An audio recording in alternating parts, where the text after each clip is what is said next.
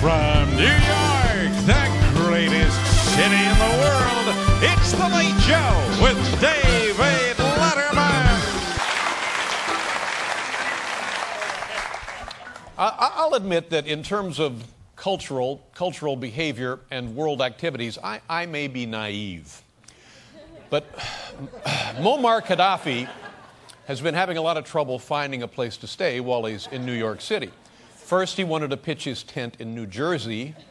People said, no, don't pitch your tent here.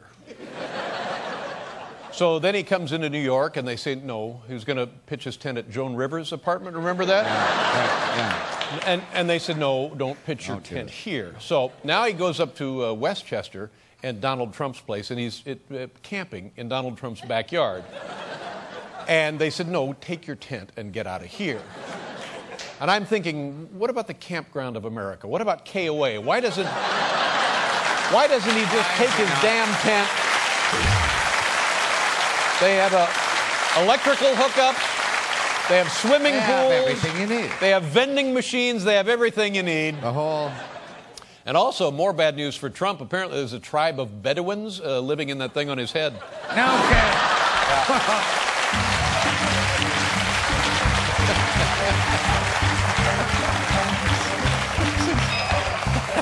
That's exactly what it sounds like.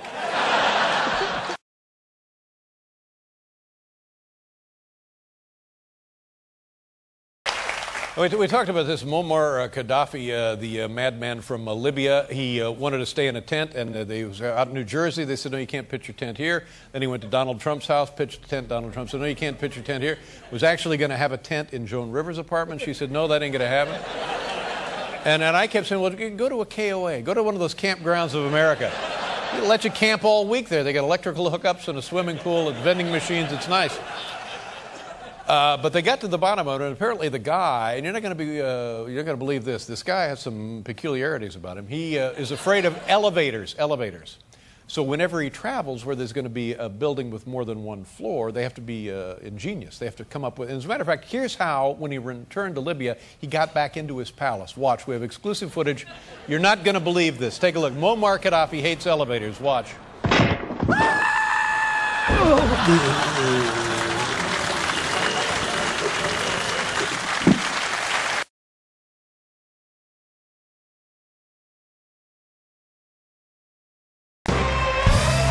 Ladies and gentlemen, there they have it. Paul Schaefer. Okay, now where are we? We're somewhere outside the Bonneville Salt Flats. Yeah, we're cruising. We're into day 3 of our trip, and we're heading west. Heading west. Out of Salt Lake City for the paradise is known as Windover, Nevada. That's where we're going to spend the night at a KOA campground. That's our plan. Great bargain, by the way. KOA campgrounds. You can get just a slab for about $17 a night. If you have got a 20-year-old car with a pop-top camper on it, that's where you're going to stay. Yeah. Save a lot of bucks. Clean showers, everything works just the way it's supposed to be.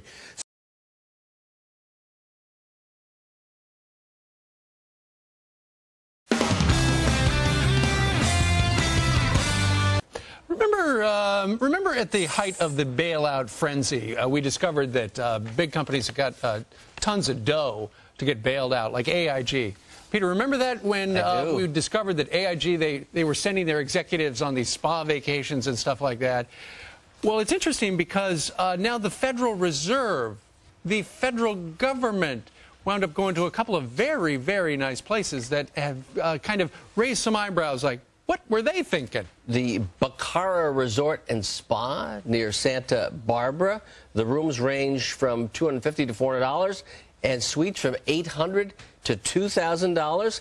And then at the Wakasset Inn, right by the water in Cape Cod. That's right. And Fed Chief Ben Bernanke was at both of those places for conferences. Right. Here's you have to give them something spectacular or really special. And maybe it's important to lure people there to have conversations. You know, the hospitality industry is a really important industry in America. And they are taking a beating. And we should do everything we can to keep them up. But can you get a room for $100 a night and a nice room in a lot of places? Yes. Well, the good thing, apparently they did negotiate for lower rates. and attendees who did not work for the federal government did pay for their own rooms. But, you know, just the appearance of, what's the signal? Wow, they're going to these really swanky places at a time like that. But, Peter, you make an excellent point, and my family's been in the hospitality business for years. They are suffering as well, so, you know, it's But you get a room for $59. Forget $100. Go online. Would it kill them to go to Kampgrounds of America? No. Pitch a tent. No. What about Mr. cash for Bernanke? Winnebagos? Let's do a bailout for that. What we're looking for.